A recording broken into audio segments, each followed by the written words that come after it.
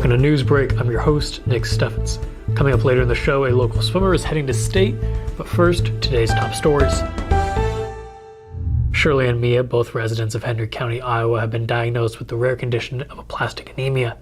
The National Institute of Diabetes, Digestive, and Kidney Diseases reports the frequency of occurrence for this diagnosis is about 2 out of every 1 million people in the United States, with the United States Census numbers stating that just over 3.2 million people will live in the whole state of Iowa. Having 2 aplastic anemia diagnoses within 18 months for the state is surprising. Even more so, both of these women reside in a county of just 20,000 individuals. Shirley was diagnosed in April 2021 and Mia in October 2022. Shirley went through a process of elimination for other serious conditions before being diagnosed and started taking a medication called Promacta to stimulate her bone marrow to produce new blood cells. She also received multiple blood transfusions. After a period of time, her doctors no longer believed they could cure her aplastic anemia, but they are confident it is manageable. Mia is undergoing treatment with ATG with the hope of avoiding a bone marrow transplant. She has had an increase in platelet count, but a decrease in other blood levels. Her family is monitoring her levels closely, and she receives transfusions when needed. Washington city officials have publicly responded to the criminal charges against Mayor Jaron Rosene. The city council meeting began with a reading of a notice from Rosene announcing plans for a voluntary unpaid leave of absence pending resolution of the charges. The mayor pro tem, Millie Youngquist, confirmed the leave means the mayor will no longer participate in city business. City members, except for one who was absent, all agreed that it was necessary for Rosene to step back from duties. Councilmember Elaine Moore went further and called for Rosene to resign, citing unethical and unprofessional behavior. Some council members were hesitant to suggest resignation before the court case is resolved. If convicted, state law may require Rosene's removal from office. Rosene declined to comment, but his attorney released a statement saying the unpaid leave showed the mayor's priority to serve the city, not become a distraction. The Mount Pleasant Chamber of Commerce invites teachers in the Henry County community to their annual Teachers Night Out event at Airport Road Winery. The chamber, with the support of local businesses, provides a night of food, snacks, and raffles to show gratitude for local teachers. Over 150 teachers usually attend the event. Local businesses can partner with the chamber in various ways, including offering raffles and prizes or providing information. In the past, businesses have given away items such as a teacher's cake made of classroom supplies and a 60-minute massage. Businesses interested in supporting local educators can contact Chamber Director of Membership Delaney Van Ness by emailing delaney@mpiowa.org.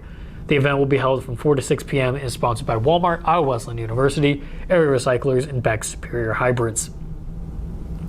Washington City Council is going to hold a meeting February 13th to discuss railway quiet zones and crossings with SRF Consulting and city officials.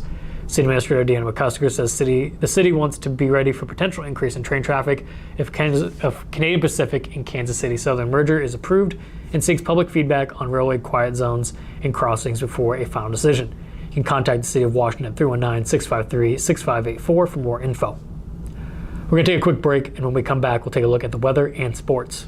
Since 1905, Kelowna Cooperative Technology Company has helped our community stay connected with the latest advancements in clear, dependable telecommunications services. KCTC provides rural Iowans with access to high-speed fiber internet, as well as phone, television, computer repair, and cybersecurity solutions. We're also proud supporters of local organizations and area schools within the community. KCTC, keeping Kelowna connected. At the Capper Auto Group, we put our customers' needs first and understand that everyone is as different as the vehicle they select. We offer new Ford, Chevrolet, Buick, GMC, Jeep, Chrysler, Dodge, and Ram vehicles in a friendly environment that puts you in the driver's seat. When it comes to service, we maintain factory-trained technicians and competitive pricing. The Capper Auto Group still believes that service after the sale provides the best customer experience. Come see the Capper experience for yourself.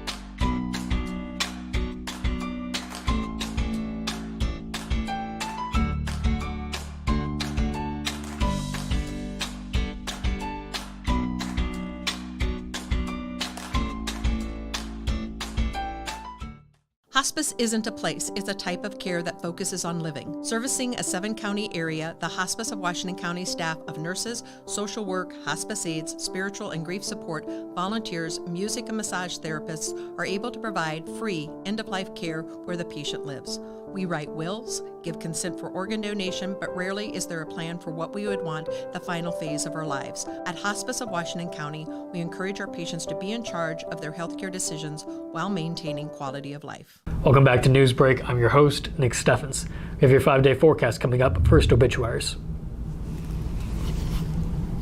Larry Dale Porter of Muscatine passed away on February 6th at the age of 81. There'll be no services or visitation.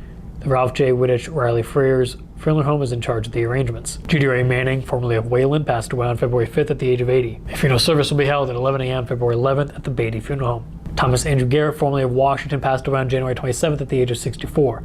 Mary Kathleen Beinhart of Harper passed away on February 6th at the age of 80. A funeral mass will be held at 10:30 a.m. February 10th at Holy Trinity Parish, St. Mary's Catholic Church. Powell Funeral Home is in charge of the arrangements. D. Wayne Brock of Washington passed away on February 6th at the age of 91. Funeral services will be held at 2 p.m. February 10th at the United Presbyterian Church. Jones and Eden Funeral Home is in charge of the arrangements. That was obituaries. It is now time for the weather. It's some pretty nasty weather to start our day, a mix of rain and snow. The high today will be 41 and the winds will be at the 22 miles an hour. Tomorrow will be much nicer with a high of 31 and clear skies. Looking at the weekend, Saturday will be warmer with a high of 39 and clear skies again. And on Sunday, it will continue to get warmer with a high of 46, partly cloudy skies. Finally, on Monday, it will be 45 with partly cloudy skies. We're going to take another quick break, and when we come back, we'll take a look at the upcoming postseason for girls basketball. Federation Bank is a locally owned bank providing award-winning customer service. We believe that we are more than just a federation of banks, but a federation of communities, serving Brighton, Richland, Wellman, Washington, Iowa. Federation Bank's highly skilled staff is here to make sure you are able to accomplish your personal and professional goals, whatever they may be. Federation Bank, your family bank. I met Tammy about 20 years ago when her daughter was in Special Olympics and I was coaching. Told me that she was into doing senior benefits. We became even closer friends. She cares about everybody, especially the seniors, so call her. Family owned and operated by Andy and Sarah Ross. Ross Auto has been your vehicle repair and maintenance headquarters since 1935. We specialize in all makes of cars and light-duty trucks. With our variety of available services, let us help you keep rolling and your vehicle operating efficiently. Services include general auto repair, alignments, brakes, fuel injection, and more. Schedule your appointment today at 319-653-5656. That's 319-653-5656. Been in healthcare for many years. I know that Tammy's that person who wants to help others and take care of us. She knows the healthcare business and wants to take care of others.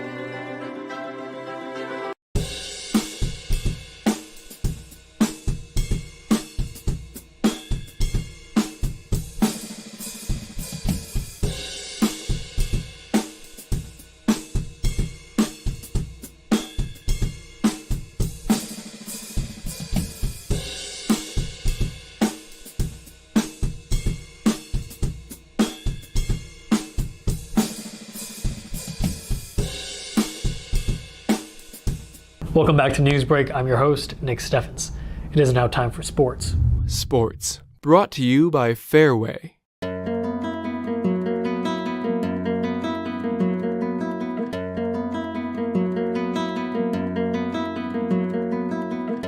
Thursday night marks the first night Iowa High School girls basketball postseason play, and a few area teams will be in action on night one. One of Thursday night's contests will be a battle of two Union area teams as Waco and Keota square off in the Class 1A Region 8 opener. That game will be played at Waco High School at 7 p.m. The game is a rematch of a regular season game played at Keota where Waco pulled out a 55-21 victory. At the same time, New London will tip off against Notre Dame. Winners from those games will play on Tuesday night. Highland will be hitting the road in Region 3. The Huskies will play English Valleys. Region 3 has the same tip time as Region 8. As all area teams will begin play at 7 p.m.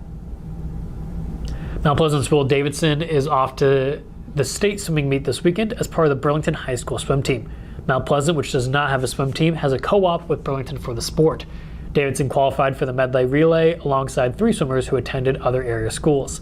Along with Burlington's Aiden Woodsmall, Fort Madison's John Cottrell, and Danville's Byers Newley, Davidson punched his name to the state list during the qualifier on January 4th. The Greyhound medley team will compete at the state meet this weekend. It'll run from Friday to Saturday. That's the news for Southeast Iowa. I've been your host, Nick Steffens. This has been your news break, and I will